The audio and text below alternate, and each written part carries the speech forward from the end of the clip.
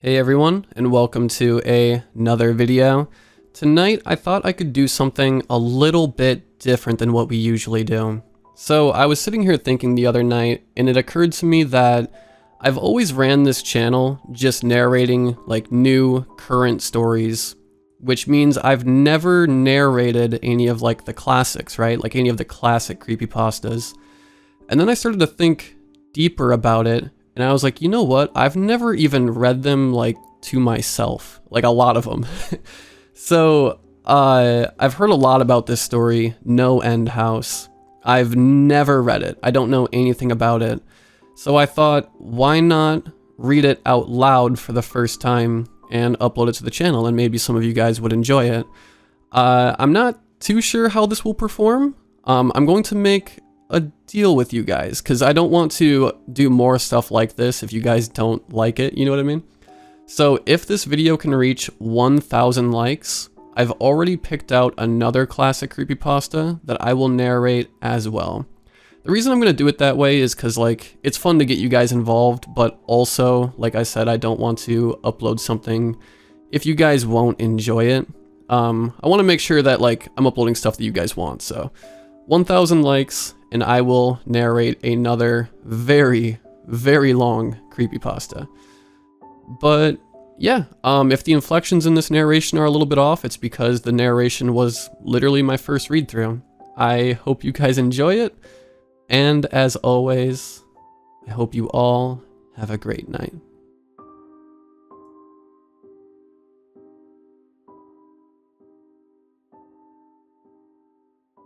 Let me start by saying that Peter Terry was addicted to heroin.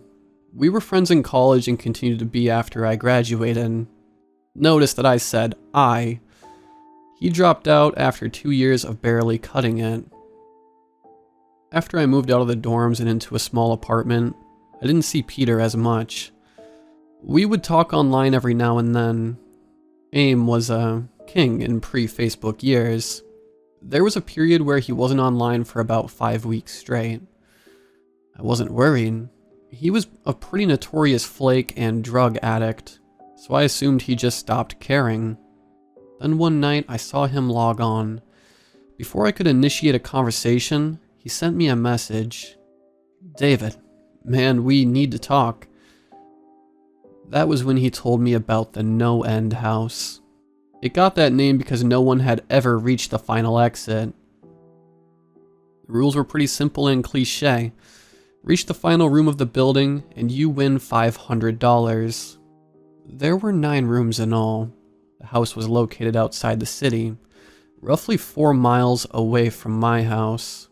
Apparently, Peter had tried and failed. He was a heroin and who knows what the fuck addict. So I figured the drugs got the best of him, and he wigged out at a paper ghost or something. He told me it would be too much for anyone, that it was unnatural. I didn't believe him. I told him I would check it out the next night, and no matter how hard he tried to convince me otherwise, $500 sounded too good to be true. I had to go. I set out the following night. When I arrived, I immediately noticed something strange about the building. Have you ever seen or read something that shouldn't be scary, but for some reason a chill crawls up your spine? I walked towards the building and the feeling of uneasiness only intensified as I opened the front door. My heart slowed and I let a relieved sigh leave me as I entered. The room looked like a normal hotel lobby decorated for Halloween. A sign was posted in place of a worker. It read, "Room 1 this way. 8 more follow. Reach the end, and you win." I chuckled and made my way to the first door. The first area was almost laughable. The decor resembled the Halloween aisle of a Kmart, complete with sheet ghosts and animatronic zombies that gave a static growl when you passed by. At the far end was an exit. It was the only door besides the one I entered through. I brushed through the fake spider webs and headed for the second room. I was greeted by fog as I opened the door to room 2. The room definitely upped the ante in terms of technology. Not only was there a fog machine, but a bat hung from the ceiling and flew in a circle. Scary. It seemed to have a Halloween soundtrack that one would find in a 99-cent store on loop somewhere in the room. I didn't see a stereo, but I guess they must have used a PA system. I stepped over a few toy rats that wheeled around and walked with a puffed chest across the next area. I reached for the doorknob and my heart sank to my knees. I did not want to open that door.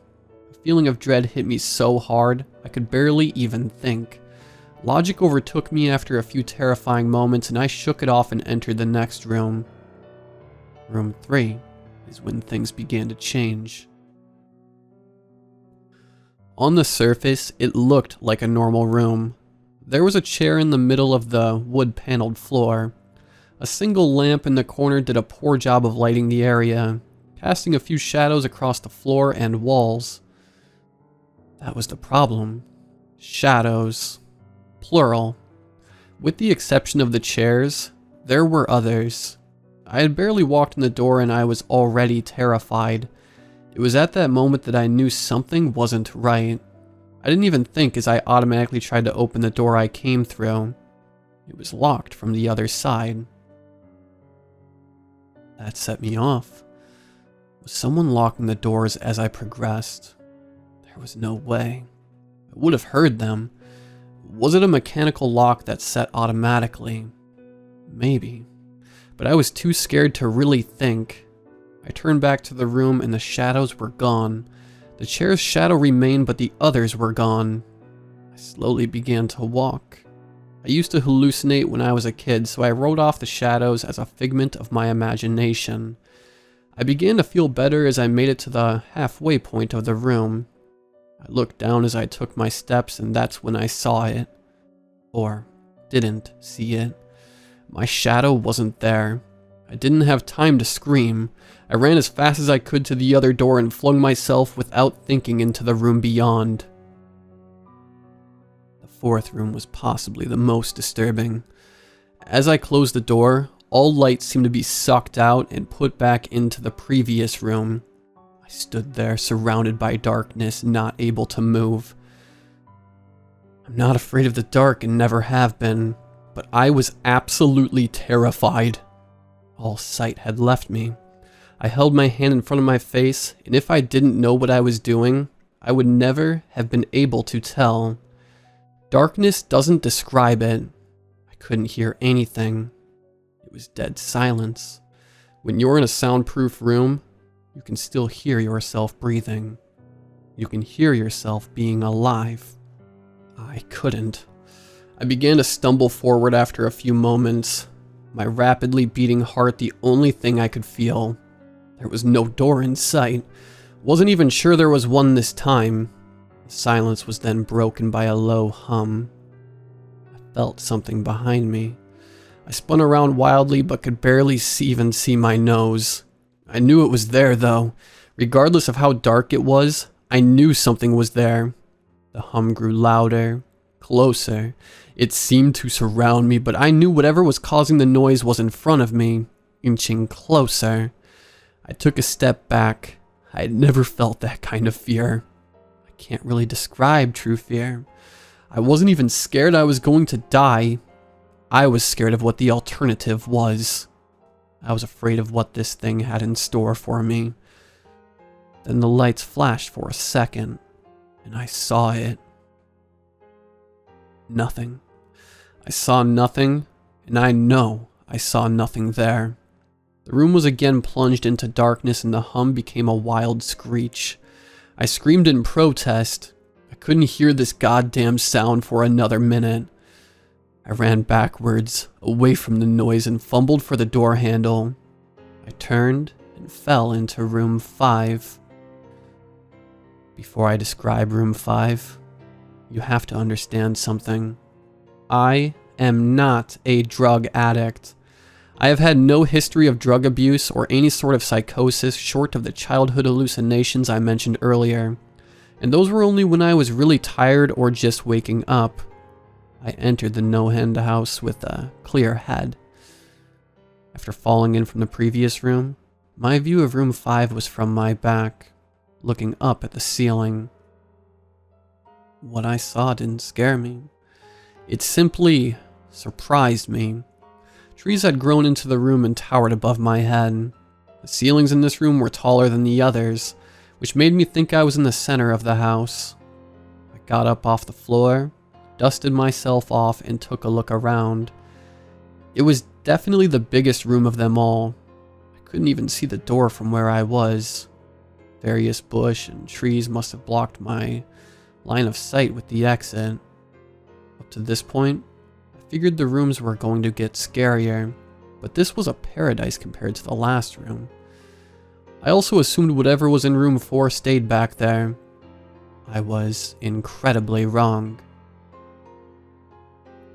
As I made my way deeper into the room, I began to hear what one would hear if they were in a forest. Chirping bugs and the occasional flap of birds seemed to be my only company in this room. That was the thing that bothered me the most. I heard the bugs and other animals, but I didn't see any of them. I began to wonder how big this house was. From the outside, when I first walked up to it, it looked like a regular house. It was definitely on the bigger side, but this was almost a full forest in here. The canopy covered my view of the ceiling, but I assumed it was still there, however high it was. I couldn't see any walls either. The only way I knew I was still inside was that the floor matched the other rooms, the standard dark wood paneling. I kept walking, hoping that the next tree I passed would reveal the door. After a few moments of walking, I felt a mosquito fly onto my arm. I shook it off and kept going. A second later, I felt about 10 more land on my skin at different places. I felt them crawl up and down my arms and legs, and a few made their way across my face. I flailed wildly to get them all off, but they just kept crawling. I looked down and let out a muffled scream. More of a whimper, to be honest. I didn't see a single bug. Not one bug was on me, but I could feel them crawl. I heard them fly by my face and sting my skin, but I couldn't see a single one. I dropped to the ground and began to roll wildly.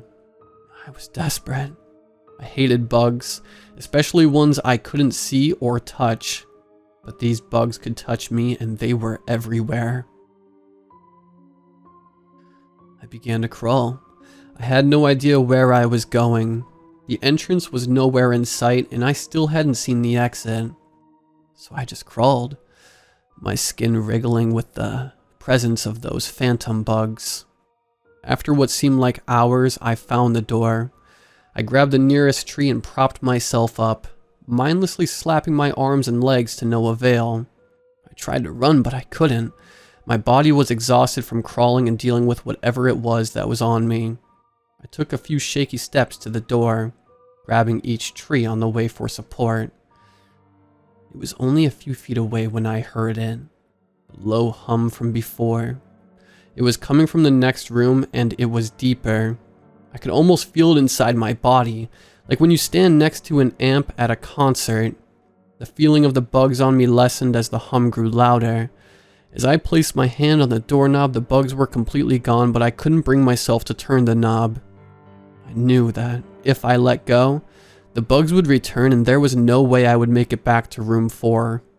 I just stood there, my head pressed against the door marked 6, and my hand shakily grasping the knob. The hum was so loud I couldn't even hear myself pretend to think. There was nothing I could do but move on. Room 6 was next, and room 6 was hell. I closed the door behind me, my eyes held shut and my ears ringing. The hum was surrounding me. As the door clicked into place, the hum was gone. I opened my eyes in surprise, and the door I had shut was gone. It was just a wall now. I looked around in shock. The room was identical to room 3. The same chair and lamp, but with the correct amount of shadows this time. The only real difference was that there was no exit door, and the one I came in through was gone. As I said before, I had no previous issues in terms of mental instability, but at that moment I fell into what I now know was insanity. I didn't scream. I didn't make a sound. At first, I scratched softly. The wall was tough, but I knew the door was there somewhere. I just knew it was. I scratched at where the doorknob was. I clawed at the wall frantically with both hands, my nails being filed down to the skin against the wood.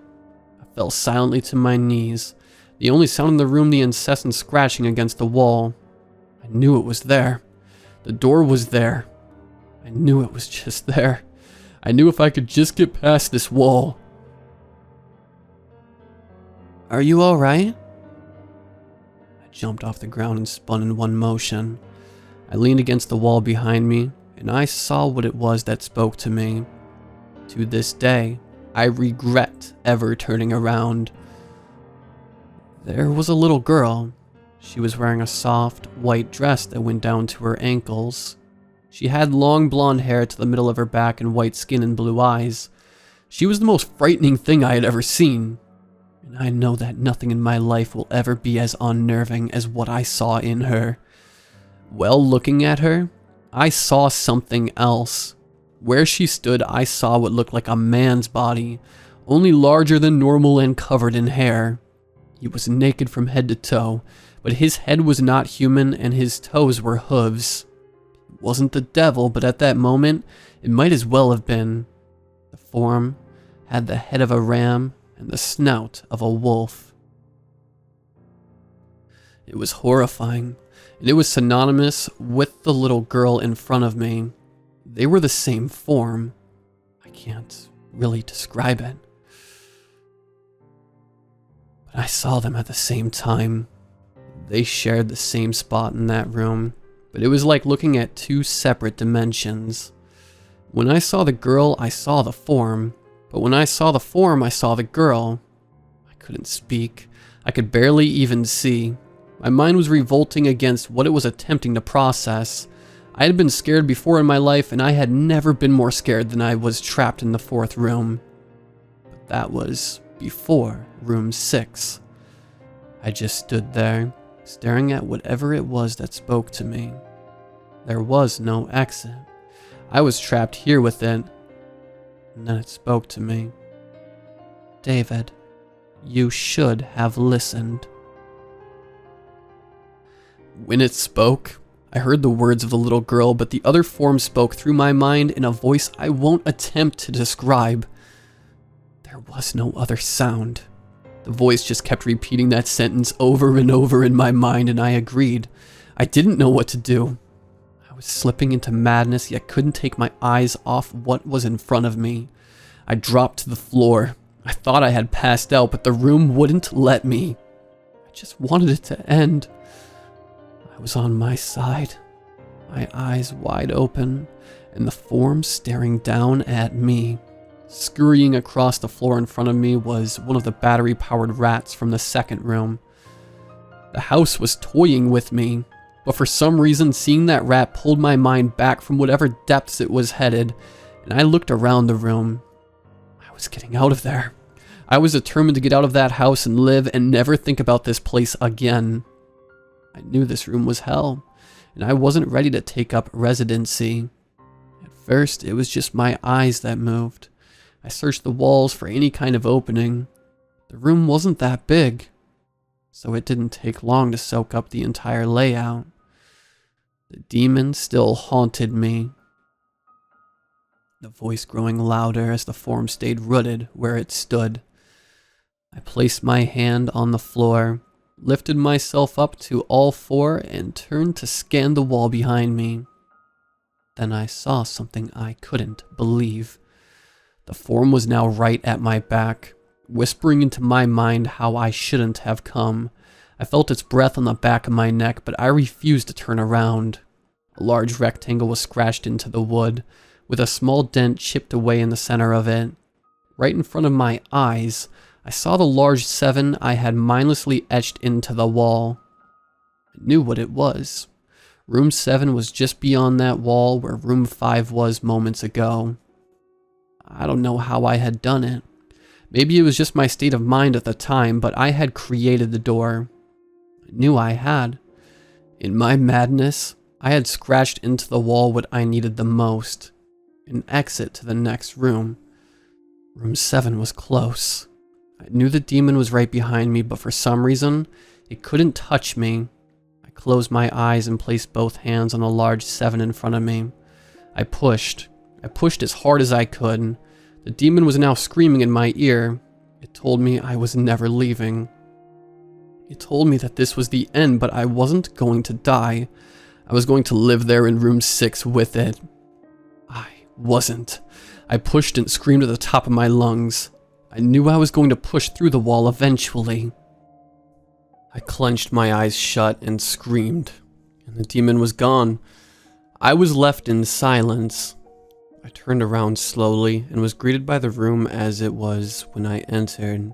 Just a chair and a lamp. I couldn't believe it, but I didn't have time to well. I turned back to the 7 and jumped back slightly. What I saw was a door. It wasn't the one I had scratched in, but a regular door with a large 7 on it. My whole body was shaking. It took me a while to turn the knob. I just stood there for a while, staring at the door. I couldn't stay in room 6. I couldn't. But if this was only room 6, I couldn't imagine what 7 had in store. I must have stood there for an hour, just staring at the 7. Finally, with a deep breath, I twisted the knob and opened the door to room 7. I stumbled through the door, mentally exhausted and physically weak.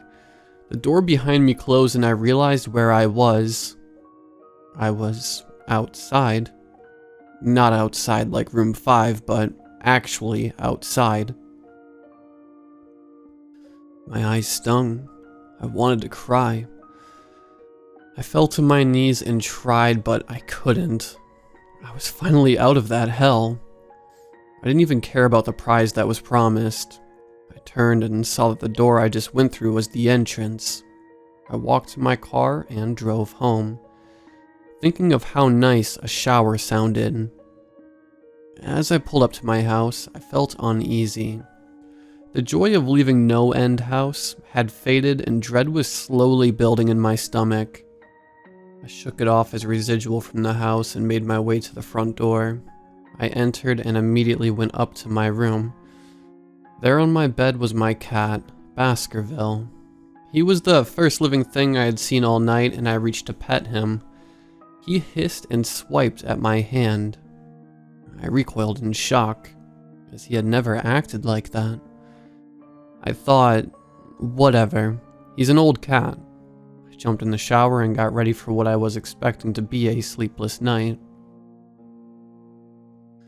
After my shower, I went to the kitchen to make something to eat. I descended the stairs and turned into the family room. What I saw would be forever burned into my mind, however. My parents were lying on the ground, naked and covered in blood. They were mutilated to near unidentifiable states.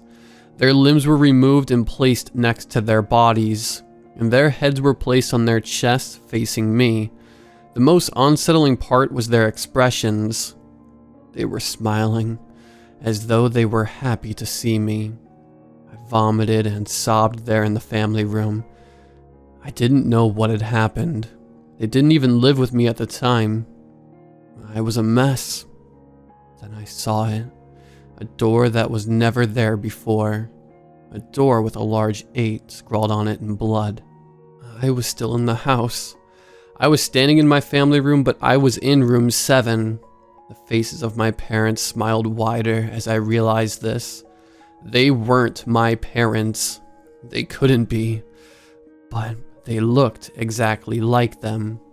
The door marked 8 was across the room, behind the mutilated bodies in front of me. I knew I had to move on, but at that moment I gave up. The smiling faces tore into my mind. They grounded me where I stood. I vomited again and nearly collapsed. Then the hum returned. It was louder than ever, and it filled the house and shook the walls. The hum compelled me to walk. I began to walk slowly, making my way closer to the door and the bodies. I could barely stand, let alone walk. And the closer I got to my parents, the closer I came to suicide. The walls were now shaking so hard it seemed as though they were going to crumble, but still the faces smiled at me. As I inched closer, their eyes followed me. I was now between the two bodies, a few feet away from the door. The dismembered hands clawed their way across the carpet towards me. All while the faces continued to stare. New terror washed over me and I walked faster. I didn't want to hear them speak.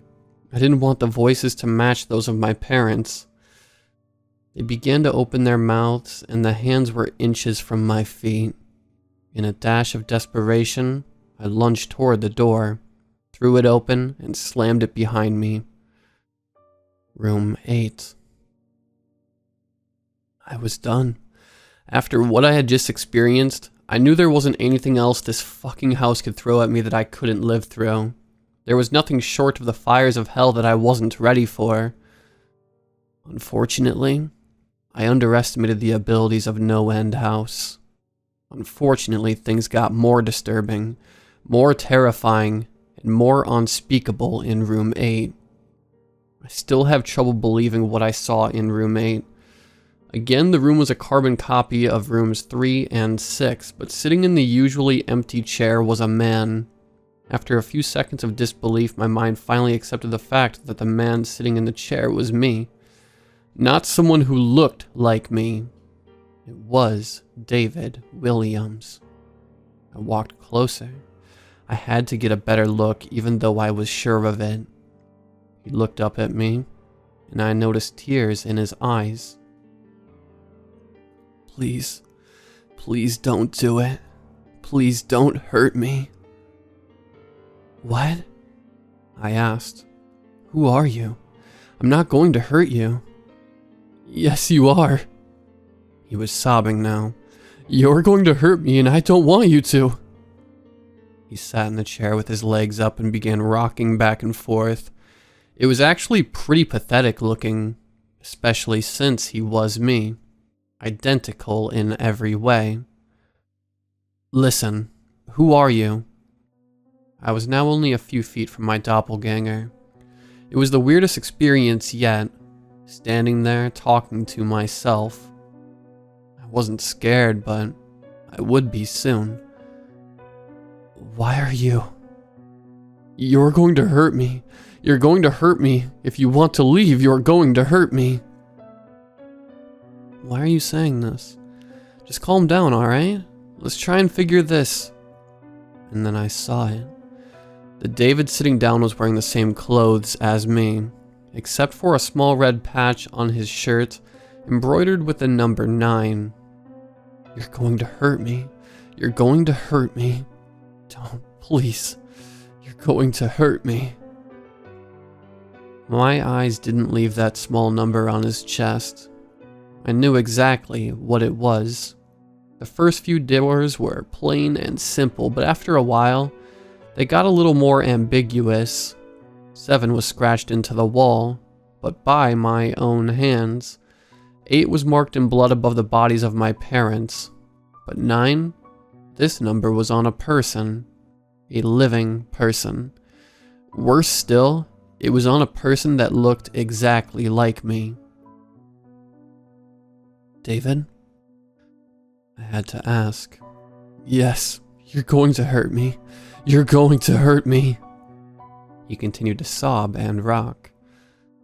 He answered to David. He was me, right down to the voice. But that 9. I paced around for a few minutes while he sobbed in his chair. The room had no door and, similarly to room 6, the door I came through was gone. For some reason I assumed that scratching would get me nowhere this time. I studied the walls and floor around the chair, sticking my head underneath and seeing if anything was below. Unfortunately, there was. Below the chair was a knife. Attached was a tag that read, "To David from management." The feeling in my stomach as I read that tag was something sinister. I wanted to throw up, and the last thing I wanted to do was remove that knife from under that chair. The other David was still sobbing uncontrollably. My mind was spinning into an attic of unanswerable questions. Who put this here, and how did they get my name? Not to mention the fact that as I knelt on the cold wood floor, I also sat in that chair, sobbing in protest of being hurt by myself. It was all too much to process. The house and the management had been playing with me this whole time.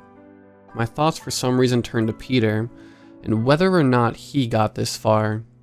If he did, if he met a Peter Terry sobbing in this very chair, rocking back and forth.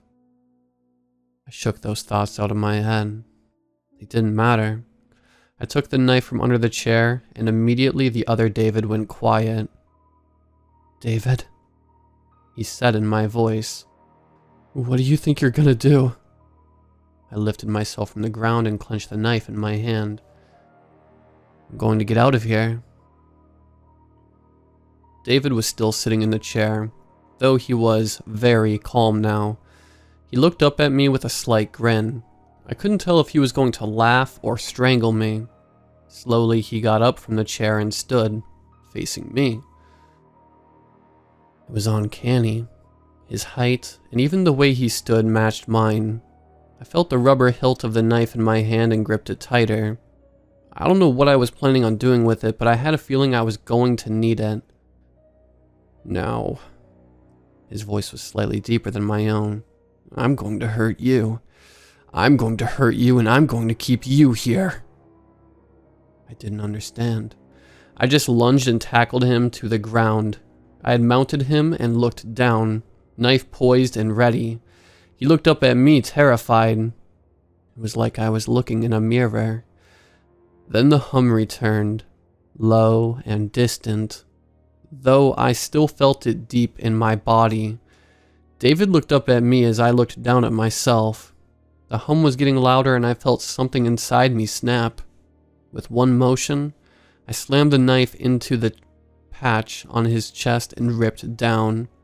Blackness fell on the room, and I was falling. The darkness around me was like nothing I had experienced up to that point. Room 4 was dark, but it didn't come close to what was completely engulfing me. I wasn't even sure if I was falling after a while. I felt weightless, covered in dark. Then a deep sadness came over me. I felt lost, depressed, and suicidal.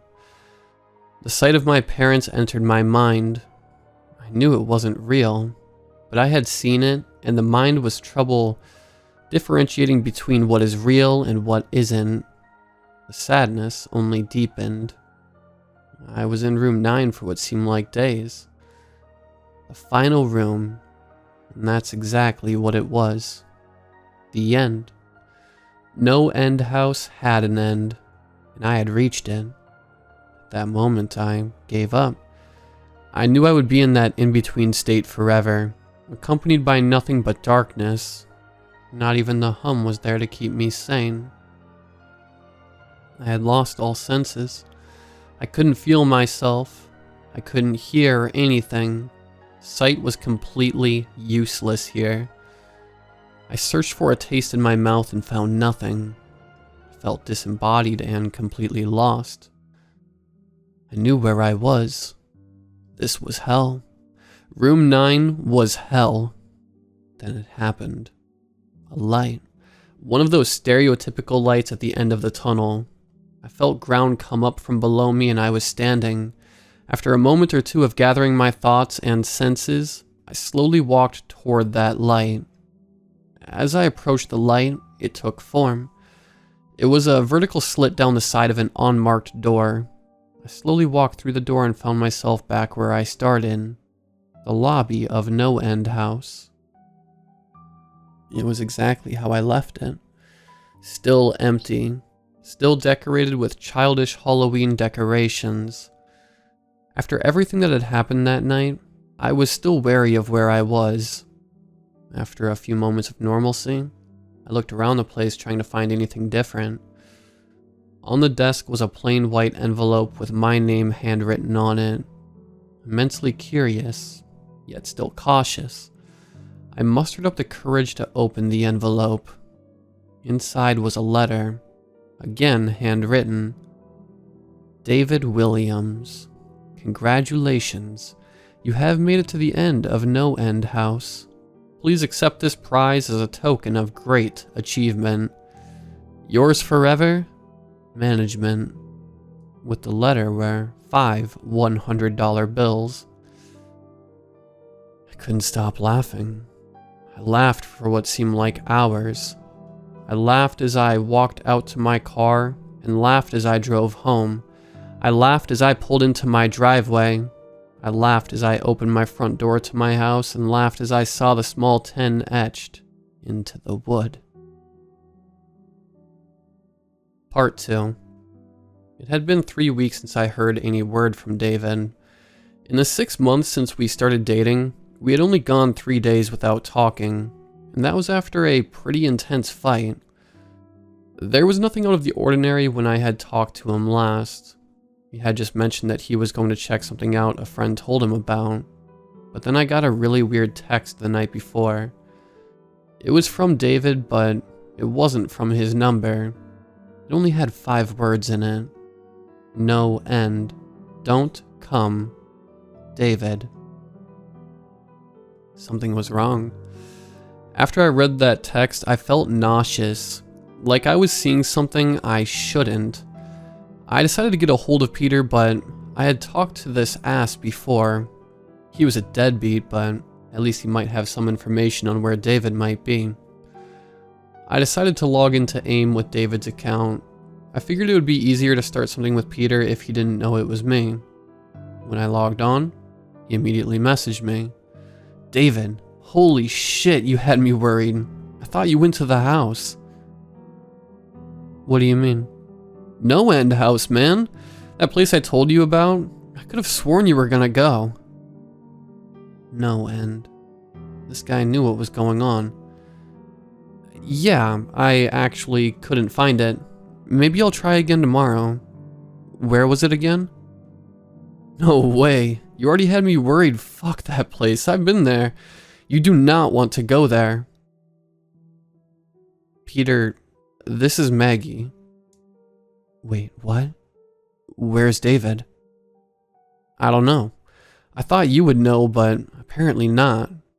Oh, shit. Oh, shit. What? Seriously, Peter, you need to tell me what's going on. I think he went to the house.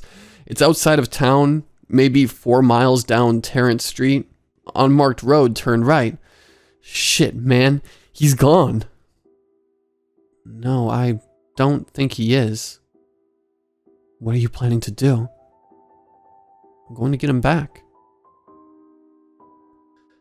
I left that night at around 8. There wasn't a single car the entire trip, and as I turned onto the unmarked street, I saw a sign pointing down the road. No end this way. Open 24 hours. My breathing hadn't been steady since I left my house, and seeing the house didn't help. There weren't any other cars around, which made me think that it wasn't open. Light from the front stoop illuminated the surrounding area, and the windows showed that lights were on inside. I parked my car, walked up to the front, and made my way in. The front lobby was normal enough, but as I predicted, there wasn't anyone there. All the lights were on, but no one was there. Besides the door I came through, there was only one other. Posted next to it was another sign. Room 1 this way. 8 more follow. Reach the end and you win. That wasn't what made my stomach sink. That wasn't what stopped my heart. There was more below, scrawled and handwritten in red. You won't save him. I must have stood in the lobby for an hour. I was frozen. I didn't know how to go on. Did I go through the door? Did I call the police? After reading the sign, I decided that I may have bitten off more than I could chew. I'm average height for a girl, but pretty thin. I wasn't about to fight off some psycho that was holding David hostage. I decided calling the cops was the best thing to do, so I reached into my pocket and opened my phone to call. No service. The house must be blocking the signal, and it was basically in the middle of nowhere. I walked towards the entrance, figuring I'd find service outside. I reached to the knob and twisted, and nothing. It was locked. I shook it harder. Nothing. It was locked from the outside. I slammed my hands against the door and called out to anyone that could hear me. I knew it was useless. No one was out here except me. Then I felt a vibration in my pocket. I reached down and looked at my phone. One unread text. At first, I was really glad I had service. I was saved. Maybe the text was from David that he was alright. It was from a different number. One I didn't have in my phone. I pressed open and nearly dropped the phone. You can't save yourself either. My entire body was shaking. I wanted to pass out. I was stuck there. A cell phone with no service in a room with no exit. My eyes scanned the room and landed on the door across the room. A gold 1 was mounted on the front. It looked like a room door in a hotel. The ground felt far away as I walked closer to the door. In a few moments, I was within inches of it, and I placed my head against the wood and listened. All I heard was distant Halloween music. Just creepy instrumental music you'd hear at any haunted house. Suddenly, I got a little calmer. David was always known for his pranks. He would tell me about these elaborate setups he and his friends would make for the new players on their soccer team. Somehow a smile found its way onto my face and I opened the door without fear. Entering the first room alleviated my fears even more. The room was a completely normal attempt at a haunted house, though rather lacking. In each room was a scarecrow, but not even scary ones. They were the kind you used to see in grade school, with the big smiling faces. Paper ghosts hung from the ceiling, and a fan in the corner added a cold breeze that made them spin. Next to one of the scarecrows was again the only other door in the room. Printed on the front, similar to the first door, was a large 2. I laughed and left this lame room behind me. When I opened the door to room 2, I couldn't see 3 feet in front of me. It was completely filled with a gray mist that smelled like rubber. I guess there had to be some fog machine in here, and it must have been pumping the stuff for hours. There were no windows in the last room, so the ventilation must have been terrible. I walked slowly forward and let out a small shriek. I had bumped straight into a large robotic Jason Voorhees. His eyes flashed red and the knife in his hand went up and down in a jerky, stabbing motion. My heart was racing, and if anyone was with me, I would have felt incredibly embarrassed. I covered my mouth and made my way past Robo Jason. The fog was getting to be a little much. I was beginning to feel lightheaded as I found the door to room 3. I placed my hand to the knob and jerked it back in pain. The knob was extremely hot. I placed my hand on the door itself and felt that it too was warm. I couldn't hear anything from the other side. I put my ear up to the warm wood, expecting to hear fire, and heard nothing. I assumed that it was just a warm, like they were pumping heat into it like the final room in Mr. Toad's Wild Ride at Disneyland. I took the corner of my dress and wrapped it around my hand, turning the doorknob as fast as I could, and I flung myself into room 3. There was no fire, just darkness, and it was freezing cold. Room 3 wasn't like the other rooms. It wasn't like the other rooms at all. At that moment, I knew that something wasn't right. I tried to make out anything in the room, but I couldn't even see my hands grasping at the doorknob. That now wasn't there. I was trapped. I must have been turned around in the darkness, even though I didn't move once I entered. I I must have gotten turned around in all this darkness. At that moment, a light on the ceiling flashed on, a single spotlight pointing directly down, illuminating a small table. And on this small table was a flashlight. Even though I couldn't really see where I was going, I moved forward. The light on the ceiling was enough to make my way to the table. As I reached for the flashlight, I noticed a small tag attached to the handle. To Maggie from management. The moment I finished reading, the light above me turned off and I was again left in the dark. I fumbled with the flashlight for a second before I was able to turn it on. From what seemed like every direction, a low and rumbling hum surrounded me. My heart was pounding and I started to spin in place, darting the beam of the flashlight all around me. There was nothing in the room, but after a while, I noticed something terrifying. It could have been my imagination, but I could see a figure dart away at the last second wherever the beam of light hit. I began to panic.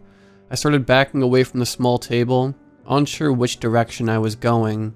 The hum was getting louder, and then I started feeling the presence of whatever it was that was dodging the light. My hands shook wildly as I frantically shined the light in whatever direction I could think of. It was always there, just barely escaping back into the darkness every time.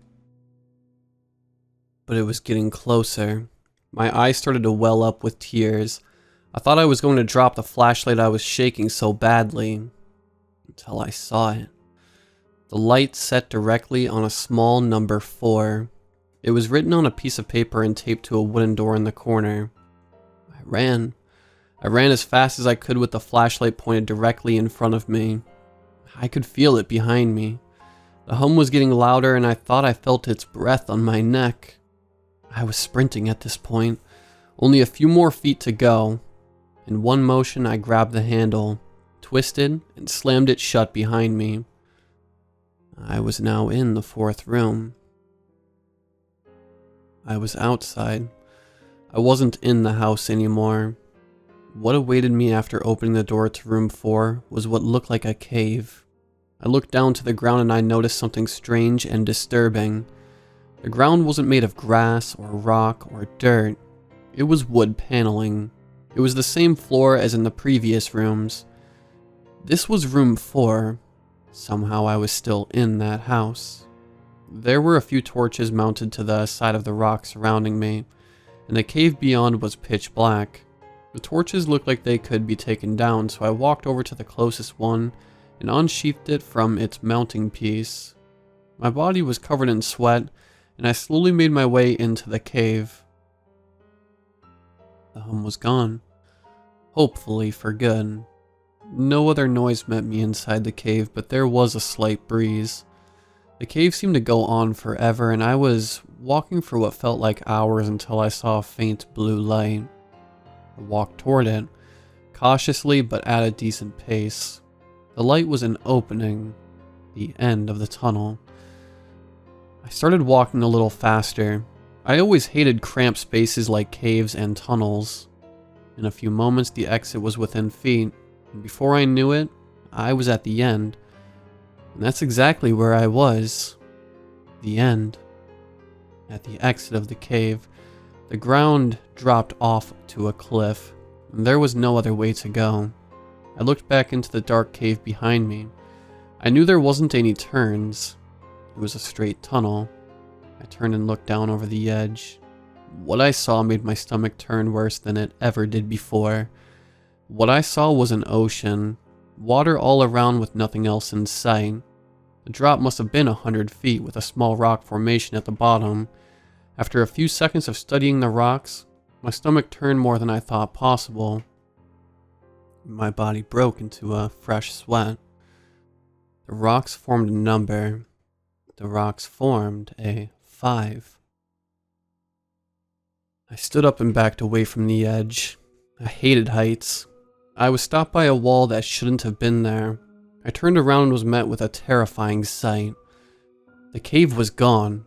I was face to face with a solid stone wall, the side of whatever mountain this was.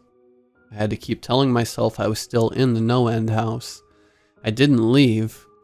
Clearly this isn't an actual mountain, but it felt so real. I turned back and looked over the cliff again. There was no way. This house has been pretty messed up before now. I was outside for God's sake, but what it expected me to do now was just too much. I knew what those rocks down there meant. That was the entrance to room 5. There was no stairs leading down, no other paths to use. I was trapped. Again. The house wanted me to jump. The house wanted me to jump. I sank to the ground and curled into a ball. I couldn't do it. There was no way I could jump off a cliff onto a jagged rock formation 100 feet below. My mind was split in two.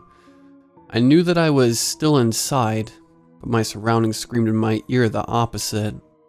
I stayed there on the wooden ground for a while. At that point, I had lost all concept of time. After what seemed like weeks, I finally stood up. Slowly I made my way to the edge of the cliff and looked down. The giant 5 taunted me to jump. It knew I couldn't do it, and it taunted me. And then the hum returned. The low and distant hum. It seemed to come from behind me, resonating within the mountain. I don't know what came over me, but after hearing that sound, something inside me lit up. I clenched my eyes shut, and I jumped. The wind was rushing up as I fell, and a deep fear washed over me. I was going to die. I was going to smash into those rocks and die. They were going to tear me apart, and I was going to die. I didn't dare open my eyes. I just fell. Even with the loud wind around me, the hum was now deafening. I just wanted it to be over.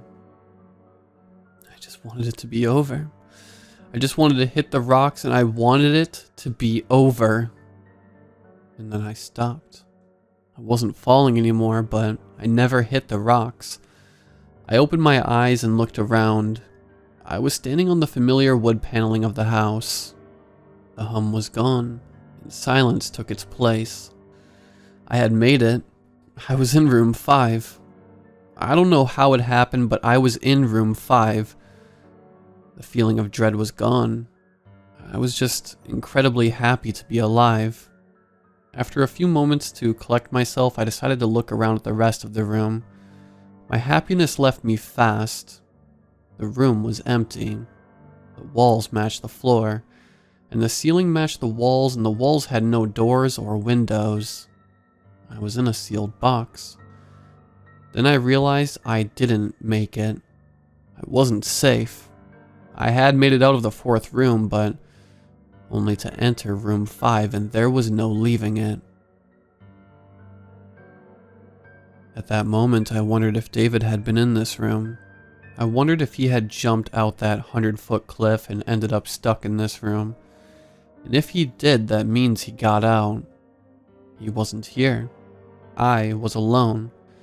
He got out, and I would too. The thought of David escaping this room gave me newfound confidence, and a second wind filled my spirit. I was going to get out of this room, find David, and get us the hell out of here. I walked around the perimeter of the wall and felt for any sort of inconsistencies. Nothing. The walls were flawless. Barely a scratch on them, let alone some secret exit. I started to knock at random places on the walls. They were completely solid. The confidence started to leave me. I was running out of ideas, and that's when she spoke to me. "Maggie, you shouldn't have come here, Maggie." I nearly jumped out of my skin, if that was possible. I was still facing the wall, and the voice had come from the middle of the room. The voice was that of a little girl. At least, that's what it sounded like. I turned around slowly, and my eyes fell on who spoke to me. I was right. A little blonde girl. No more than 7 years old, with light blue eyes and a long white dress. She smiled at me and spoke again. "But now that you're here, let's play a game." There was something horrifying about that little girl. She wasn't scary like those horror girls are in those Japanese movies. She looked completely normal. If I saw her walking down the street, I would have just walked right on by. But looking into her eyes, I felt complete terror. Jumping off of a cliff was scary, but I wouldn't jump off 20 cliffs twice as high if it meant I could take back 1 minute of looking into her soulless eyes. After a moment of staring, I finally spoke. "What game? Who are you?" I mumbled. "If you lose, you die." "If I win, he dies." My heart sank somewhere below my feet. I couldn't believe what I was hearing, but I knew she was telling the truth. "Which will it be?" She smiled. "Neither." I don't know where I found the courage to talk back to this demon child, but I had come too far to just let David die. And if I died, this was all for nothing. No, I chose neither. But then I saw it. The reason the little girl terrified me. She was more than just a small child. Looking at her, I also saw what appeared to be a large man, covered in hair with the head of a ram. It was a horrible sight. I couldn't see one without seeing the other. The little girl stood in front of me, but I knew her true form. It was the worst sight I had ever seen. Too bad. And with that, she was gone. I was alone again in an empty and silent room. Only this time something was added. A small table where she stood appeared from nowhere, as though it was there the whole time. There was something on it, but I couldn't tell from where I was. I walked up to the table and looked at the small object. It was a small razor, like one you would find in an X-Acto knife. I reached out to pick it up, and as I did, a scream left my mouth. When my hand came into view, I saw something that was never there before. It looked as though something was branded into my skin. A single number 6. I looked back to the razor and noticed the tag attached to it. To Maggie from management. Thought you may need this. After reading the note, I started sobbing uncontrollably. Tears were rushing down my face harder than they ever have in my life. I had never cried like that, and I don't think I ever will again. I fell to the ground and sunk my head into the hardwood floor. I was sobbing for hours, just lying there on the ground, and then the crying stopped and depression set in. I don't even know why I was crying. It wasn't about David. It wasn't even about how I was stuck there. There were still no doors in this room. I was still trapped. But that's not why I was sad. I was in the deepest depression possible. Complete and emotionless depression. I felt empty and clawed my way up from the ground and steadied myself against the table. My eyes fell on the razor, and I picked it up. I was going to kill myself. I couldn't handle it anymore. I had had it. David was probably dead. I was trapped in here. It was over. Pressed the razor against my wrist, right above the 6 that had appeared on my skin. The sobbing came back and I just stood there, crying with the razor pressed against my wrist. David was dead. I was about to die. Nothing mattered anymore. And with one deep cut, I sliced down my wrist. Immediately after slicing down my wrist, I was no longer in room 5. I didn't die. I knew that for sure. The depression was gone, but I was by no means happy. Tears were still finding their way down my face. The room I was in was similar to the one previous, and again, it had no doors. There weren't any lamps, but somehow, I was still able to see everything clearly. The room was completely empty. But before I had time to think of what to do next, it went dark, and the hum from before returned. I covered my ears in protest. It was louder than it ever was. but it was over in a minute, and the lights returned, only this time something was added to the room, and then I screamed. There in the middle of the room, strung up by chains and naked from the waist up, was David. It looked like he was tortured. Knife wounds littered his chest and arms. David! I ran up to him as fast as I could. He was conscious. I saw his chest move up and down, but he wasn't speaking. And that's when I noticed what was etched into his chest. I dropped to my knees as I saw it. The 7 stared at me as though it had eyes. I heard David try and speak, and I got to my feet and got as close as I could to him. David, can you hear me? Maggie, what are you doing here? His voice was slight, but he was talking and I was thankful for that. David, I'm trying to save you. How do I get you down?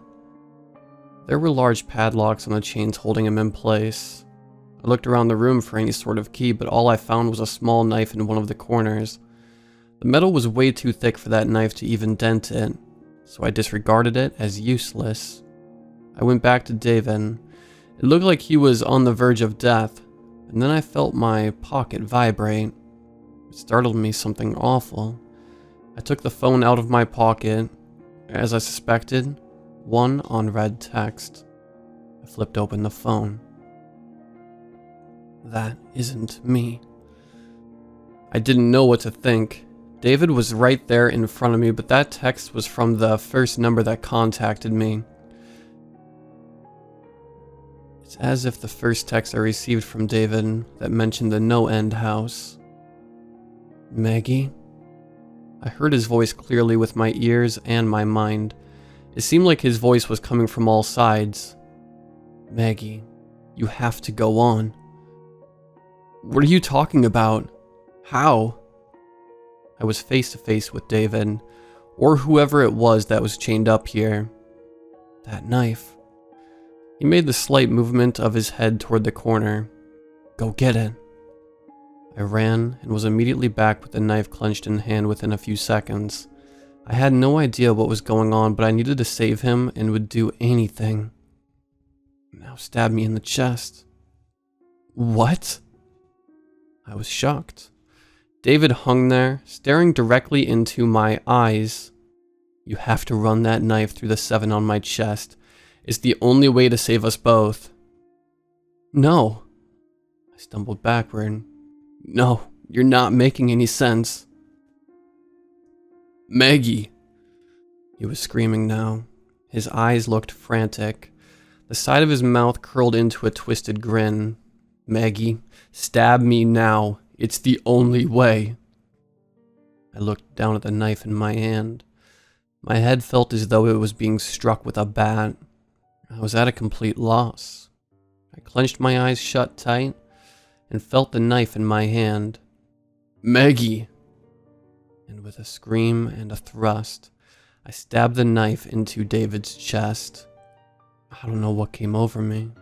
I just knew it was the only way. I opened my eyes and saw his face. It was terrified. Tears slid down his cheeks and David looked me in the eyes. Why did you do that? He couldn't fool me. I know that wasn't David.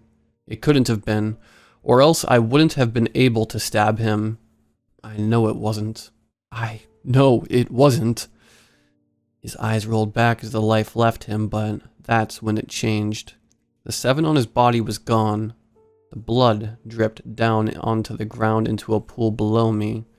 The crimson liquid stretched out in every direction. The circle nearly filled the room, and I began to sink. I tried to move, but I couldn't. It was like quicksand. The blood was up to my knees now. As much as I tried to struggle, I just sank deeper. Up to my chest now. I clawed and scratched the wood around me. The lifeless body of David hung above, his head facing me, smiling. The blood reached my neck. I was beyond terrified. Before long I was fully submerged and fell into darkness. When I woke up, I was outside the house. I could feel the cold earth below me. I rolled onto my back and looked up at the night sky. The NoEnd house towered above me, complete with my car parked in the same spot. I wasn't sure whether I should laugh or cry. I was out. I was out. I was out. I got up and dusted off my pants. My body was still shaking as I walked to my car, but a feeling of uneasiness washed over me. There was no way I escaped. This house wouldn't just let me go. Something wasn't right. I knew it. I knew I didn't kill David in the 6th room. I knew I didn't, but he was nowhere to be found. I reached out into my pocket and took out my phone. No unread messages, but I had service. I flipped it open and I began to text David. "Where are you?" I wrote. Within a second of sending it, I got a reply. I pressed open excitedly. "Room 10. You're in room 7. Run." And the deafening hum returned. I bolted. I didn't know where I was going, but I knew I wasn't outside. I was still in the house. The hum rattled everything around me. It shook the trees and the air itself. I just needed to find an 8. I needed to find the next room. That was my only chance. I needed to find room 8. The first few rooms were obvious, but as I progressed, it was getting less and less clear where the room started and ended. I had no idea what I was looking for. Anything that had a number on it. I needed to find an 8. I needed to find an 8. I needed to find... Unread text. Your address. What the hell did he mean, my address? I slid the phone back in my pocket. The hum was growing louder and louder, and that's when it hit me. My address. My address. It couldn't be. It couldn't be. 4896 Forest Lane, Unit number 8. I slammed into my car and flung the door open. The hum shook the metal of the car and seemed to follow me inside. I floored it and made my way back down the dirt road toward my apartment. None of this was making sense. How was room 8 my apartment? Should I have even trusted that text? It was from David. I know it was. There was no reason not to trust it. It took no time at all to drive to my complex, and honestly, I didn't even remember driving. It was like when you zone out for a minute and wake up farther down the road. I didn't even bother locking it as I ran up to the front gate.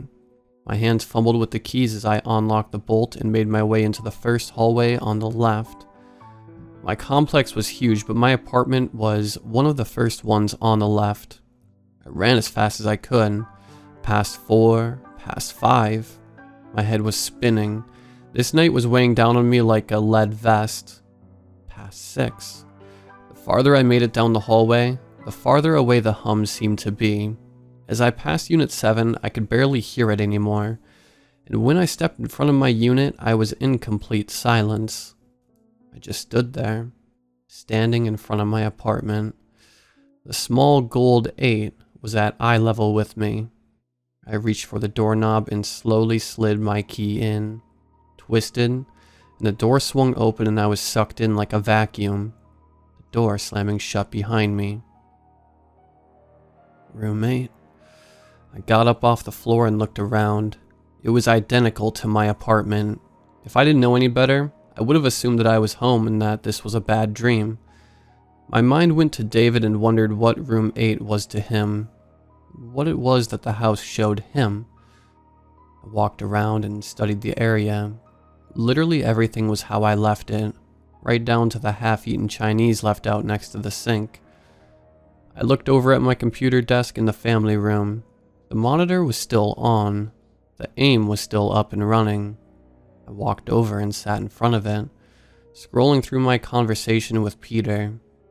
It was there, word for word. The house knew all of this, and how, I had no idea. To be honest, I tried my hardest not to think about it. The answer, no doubt, something I was better off not knowing. I tried to click out of AIM, but it wouldn't let me. The computer just froze. I clicked shut down. Nothing. I clicked Control-Alt-Delete. Nothing. I pressed the monitor's power button. Nothing. And then a pop-up appeared on the screen.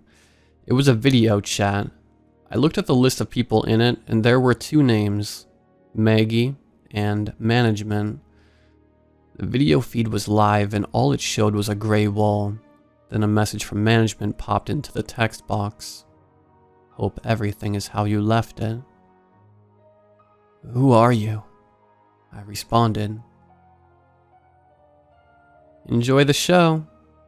And that's when the camera turned. The camera focused on a young man strapped to a surgical table. He was completely naked and sobbing quietly to himself. The image wasn't that clear, but I thought I had recognized the man lying there. He was tall with short brown hair and a fairly pale complexion. This is what happens when people attempt to cheat. That's when I realized who it was. Strapped to the surgical table was Peter Terry, and he wasn't alone. I don't want to describe what I watched at that moment. The screams, the sounds that Peter made were unlike anything I have ever heard out of a human. I couldn't look away. I wanted to, but I think it was the power of the room. I couldn't look away. Peter let out one final soul-curdling scream, but I didn't hear it through the computer speakers. It was coming from my room. My heart sank as I spun around towards the hallway. I got up off my chair and I could still hear the screams emanating as I walked toward its source. I reached my bedroom door and the screams were now replaced by the hum. That hum. It had haunted me the entire time. I slowly opened the door and I saw inside my room what I had seen on my computer. There was the surgical table, with whatever was left of Peter Terry strewn across its top. No one else was there. The others in the room were gone, but a chill went down my spine. The management was here with me, only one room away. I walked closer to the table. The stench was horrific, and it took everything in me to stop from vomiting. I knew I was nearing the end. I had to be. I looked around the room. Somewhere in here was the entrance to the next room. I knew it had to be. And it was. But it was simpler than I had expected. Across the room, where my bathroom door should have been, was a simple wooden door, similar to the early ones in the house. Something was stapled to the door, something long and bloody. It was the entrails of Peter Terry, and they formed a 9 on the door. I felt bad for Peter, but I had gone through hell that night. I walked right past the table, picked up a long surgical knife, and didn't give the body a second glance. The final door was there, and I walked right up to it. This night was about to end, and I was coming out of that room with David, and I was going to stop whoever it was that was keeping him here. The door opened easily, and as I stepped through, I saw what was waiting for me. It was an empty room. It resembled a waiting room for a doctor's office. There were a few chairs lining the wall and crumpled up old magazines in a basket in the corner.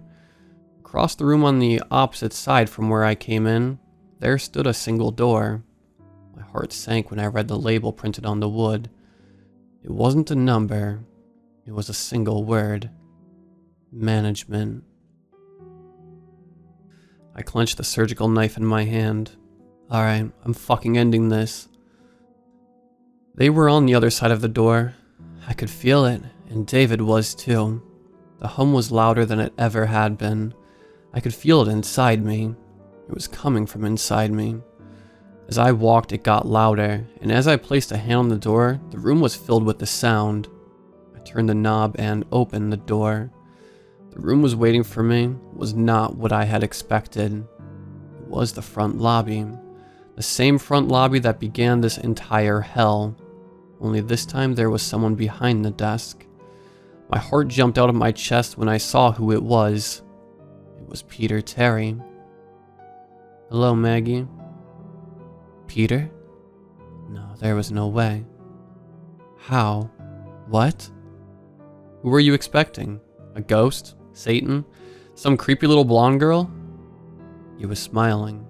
I wasn't. What the hell's going on here? Maggie, come on. Just think for 2 seconds. Who first told David about this place? You didn't. Who told you about David's whereabouts here? God damn it, Peter. You were his friend. Sorry, Maggie, but that's how we run business here. Where is he? Where is he? He's in here, with us in the house, Maggie. He isn't going anywhere. And neither are you. I don't know what took over me, but I lost it. I jumped over the counter and shoved Peter to the ground. I grabbed him by the hair and slammed his head into the ground. The surgical knife in my other hand pressed firmly against his neck. I wanted to kill him. I had to kill him. He killed David. He wasn't killing me. Maggie, you can't. There's always going to be someone to run the house. No. I slid the knife across his throat and slammed his head further into the ground. I don't think there will be. With his death, the room went dark. I could still feel the surgical knife, but I was no longer holding it onto Peter's hair. I don't know for how long I was in the darkness, but it felt like ages. I stood and felt for the desk, balancing myself with one hand on the side of the marble surface. Then the lights came on. I could see the windows across the room. It was still night out. I looked out and saw him. David was walking around outside, seemingly unharmed. I ran to the door and tried to open it. I was so happy. But the door wouldn't budge. I tried my hardest, but the door wouldn't let me out. I looked out the window and saw David as he began to walk down the dirt road. I rested my head against the door and saw it. My stomach lurched hard. There, pinned to my chest, was a name tag with one word. Management. Part 3. David stumbled to his car in a daze. The last couple of hours were a complete blur. Haunting images would sporadically cross over his mind, slowly reminding him of the hell he was now leaving behind. He felt in his pocket for his phone and dialed 911. There was no way he could explain any of this, but for some reason, his first reaction was to call. Maybe they could just come here and confirm that it's a normal house. Nothing more. They could put his mind at ease and he could go home. Live a normal life with.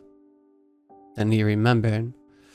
The dirt under his feet slipped around him as David tore back to the house. Maggie. Maggie was in there. As he ran, he flipped through his phone, looking for the old texts he knew he'd sent, but there was nothing. There were texts to Maggie and from Maggie, but all of them were blank. David swore under his breath as he reached the door. He tried the knob, but it was no use.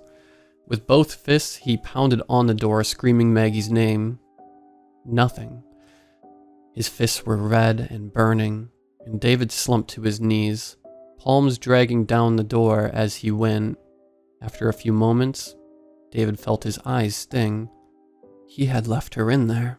The woman he loved went in there to save him and took his place. He had to find a way in. There had to be another way in. David rose to his feet with a renewed energy, but before he could move, he felt his phone vibrate. It was a text, and looking at the name gave him relief. It was Peter Terry. Maybe he could help. Hey, Dave, you alright? Haven't heard from you in a while. Peter, Jesus, where are you? I'm in the house. I went to find you, man. I told you not to go. It's past now. Whatever, but Peter, I need to get back in. Do you know how? Go around back. There's an oak next to the house with a trapdoor at its base. Go through there. It's a service entrance. What? Why the fuck would this place need a service entrance? Just get to the tree, man. I'm trying to help you. David didn't have time to ask anything more. He took off running down the porch to the other end of the house. leaping over the side rail and landing in an awkward pile below. He could see the tree wasn't far, or maybe it was. The tree was so big that the depth perception was hard to figure, and was that even there before? Yeah, he had other shit on his mind earlier, and who really takes notice of trees, but this one? It was massive. He ran up to the side, and there it was, a small wooden door on the ground below it, like one of those old cellar door houses used to have leading into their basements. David looked around him and behind his back, and he wasn't even sure why he did. He just had one of those feelings. Shaking it off, David yanked on the handle. The rusted hinges groaned in protest, but after a few hard pulls, it gave way and revealed the darkness below. With a heavy sigh, David slowly made his way down. Jesus, it was dark, but soon, David was hit with a smell that put the darkness to shame. It was like burnt hair covered in shit and mold. He spat onto the ground. He could fucking taste that smell. David got his phone out and turned it to its highest brightness. It wasn't much, but he was at least able to see the surrounding walls. Looking around in the dim light, David noticed something strange. He hadn't been in too many underground tunnels, to be fair, but he assumed the walls would be dirt, mud, or something like that. He couldn't quite see what it was, but it wasn't anything man-made, or that could pass as dirt. Curiosity got the better of him, and with his phone outstretched, he went up to one of the side walls. He had to get close to see it. With the phone almost touching the wall, David's eyes grew wide. No, can't. With his other hand, David prodded at the wall. It gave a bit but was solid. He was reminded of the smell and knew its origin. It was flesh. The walls of the tunnel were covered in burnt skin. David moved the phone a few inches and followed the light. He saw areas where different skins were sewn together with some rough metallic string, almost like copper wire. One section made his stomach turn over on itself. It was a face, a human face, stretched out and elongated, with the eyes and mouth sewn shut. The nose was removed, and the hole that was left behind was sutured as well. Maybe it was the smell, or the sight of this, but David couldn't take it. With a lurch, he turned to the side and vomited on the ground. The tunnel went on for ages. What was most likely only a few minutes felt like hours to David. He had to get inside and save Maggie. Nothing else mattered. Peter was a friend of his, but if it came down to it, Maggie was the first to save. Peter could rot in there if need be. Then again, he was the one that told him about this path. David's mental debate ceased after something from behind touched him. With a start, he spun around and was face to face with nothing. Confused, David brought his phone up and reached out into the blackness. Nothing. Nothing except a wall. A wall that wasn't there 2 minutes ago. Rank and covered in flesh, David screamed and pounded on the wall in front of him, and it gave only slightly. The hull was shrinking, trapping him in as he walked. It hit David like a train. He was in the service tunnel, but he was in the house. It had him. There was no going back. The house was pulling him in, and it was glad to see him. Earlier, this may have fazed David more than it did at that moment. There, in that hell of a tunnel, David barely flinched. He had seen what this place was capable of, and he had witnessed some of the most sanity-testing experiences imaginable. He'd seen it all, or at least he thought. As he walked, David could now hear the tunnel shrinking in from behind. The grinding, sloshing noise of flesh twisting on itself to seal him in made him feel sick again, but he only sped up his walking. After a moment, he heard something that made him stop dead in his tracks. It was a voice, a girl's, and it wasn't Maggie's. "Why did you come back? Why did you come back?" David stood there frozen. The voice seemed to come from everywhere. "Why did you come back? Why?" The screaming was getting closer, and David braced himself against the back wall. Soon he heard the thudding footsteps of someone running towards him. And then he saw her. A girl, no older than 13, running up to him yelling her constant question. David was too stunned to react, short of just standing there. The girl ran up to him and began to pound on his chest with her fists, hard at first but then weakening, like a spoiled girl hitting the ground when she doesn't get her way. "Why, David? Why did you come back?" The girl slumped to her knees in front of him, with one final hit against his leg. David stood there in shock, hands slightly raised and tense. His fear began to ease out of him. She clearly wasn't a threat and didn't seem to be a ghost or anything. "Hey," he began. "It's all right. Who are you?" The girl jumped slightly at his words. Slowly she lifted her head to look at David. His heart sank as he saw her face. No eyes. Absolutely no eyes. Blackness. And when she spoke, he could see inside her mouth. No tongue and no teeth. Just a void. "You came to save us, didn't you?" The girl stood up and brushed her hair out of her face. For some reason, even taking into consideration how terrifying she should have been to David, there was something oddly normal about the girl. She had shoulder-length brown hair and was skinny as a rail, with a few specks of freckles across her nose and cheeks. Even her clothes could have been found in any store. Black tank top and jeans tucked into black-red boots. She was older than he first thought as well, closer to 16, if she even had an age. A hum from behind them startled both them and dragged David back into his current situation. "We have to go," she said. "Now." And the girl grabbed his hand and took off. Surprised, David followed and nearly dropped his phone. He tried to hold it up as far as he could to light the way. "No need." The girl raised her free hand in front of her as she spoke. "I got it."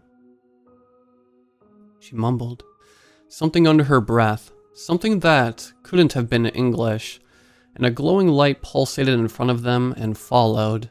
It was like a spotlight from above was following their movements. The hum from behind was getting louder as they approached the first fork in the tunnel. Without hesitation, the girl veered over them to the right. Clearly, she knew where she was going, and David wasn't about to argue. After a moment, the humming stopped and they stood in front of a ladder leading up into darkness. "Just up here." And the girl began to climb the ladder before them. David snapped back into reality, and he was incredibly confused. "Wait." The girl stopped mid-climb and looked over her shoulder. "Look, I know this is weird." No, I know what weird is. I've seen weird. Who are you?" "I'll explain soon, okay? We just really kinda need to get out of here, okay? No one is supposed to be here and we, well, are, so..." And with that, the girl returned to her climb. David was about to retort, but the hum from behind grew louder.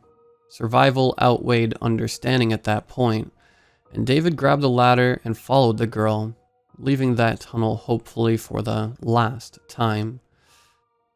The ladder led the pair into an empty room. It almost looked like a huge broom closet. A few scattered buckets and mops were lining the walls, but for being a part of the house, it was very unassuming. The girl next to him shook herself off and shoved her hand toward David. Her mood swings were clearly something to be impressed with, and David reluctantly took her hand and shook it. "You're probably wondering who I am, and why I know you." The girl didn't even wait for David to respond. "My name is Natalie, and this is sort of my house." "What are you talking about? How is this your house? This fucking place is your house?" I know, but You have to understand what happened. It wasn't always like this. And what the hell? What was that thing you did with the light down there? Yes, I know. This is all a part of it. It all relates. Just let me explain. Natalie paused and looked at David. He closed his mouth and looked back at her, letting her know she was now free to talk without interruption. This is my house. I know it may seem like hell right now, and you're right. It is. My family kind of dealt in some weird stuff. We moved into this house about 10 years ago, and it was nice. A small, quaint place, yeah, considering I'm used to the city, but it was nice. The problem is, my family, we can do things. Witches, I guess. Natalie kind of laughed at the thought. Mostly just parlor tricks, like that light show you saw in the tunnels. But some of us, like my brother, took it a bit too far. He started to mess with some dark dealings, demons and summonings and the like. I mean, summoning isn't always bad. I can summon a cat, for instance, which is kind of cute, but what my brother dealt with was far worse. We would try and tell him to end it, but the power was kind of getting to him. Peter was never one to listen to reason. Peter? The idea was circling David's head, but he wasn't quite ready to accept it. Peter had been his friend for years. He thought. This one night, 7 years ago, my brother took it too far. Summoning demons for a few minutes here and there wasn't enough for him anymore. He needed more. We would ask him why he was so obsessed with all this, and he would only respond by asking, why not? What happened over the next few nights, it's kind of hard to talk about, even with her blacked out eyes. David could tell this memory really pained the young girl. All of this hell, was because of her brother, his friend. It seemed to David that this girl was just as much a prisoner as he was. Alright, David said, putting a hand on her shoulder. Let's get you out of here. David took a look at his surroundings. His heart jumped slightly as he glanced around. Aside from the hatch in the floor they just entered through, there wasn't any other exit, just smooth cement walls. Do you know where we are? He asked the girl, hoping to God she had some idea. Yeah, of course. She said with a bit too much hesitation for David's liking. It's my house, isn't it? And with that, she made her way over to one of the far walls. The surface of the wall was a smooth brushed gray cement. There was no way through. No door. Nothing. Natalie reached into her pocket and took out what looked to be a small piece of artist's charcoal. She pressed it to the wall and began to draw a long, swooping line about 3 feet in length. Line after line followed, and David watched in awe as the girl stood back and admired her work. David had never seen anything like it outside of fantasy movies. It was like a yin-yang mixed with a pentagram, mixed with a child's doodle.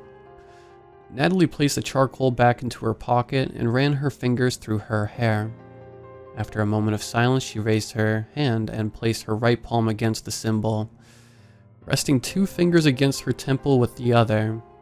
At first, David thought she was speaking to him, but then realized that she was chanting her weird language again. Soon the symbol seemed to be vibrating. David watched on as it began to steadily grow a deep purple. Natalie smiled to herself as she felt the wall shake before it split in 2. I've always loved doing that.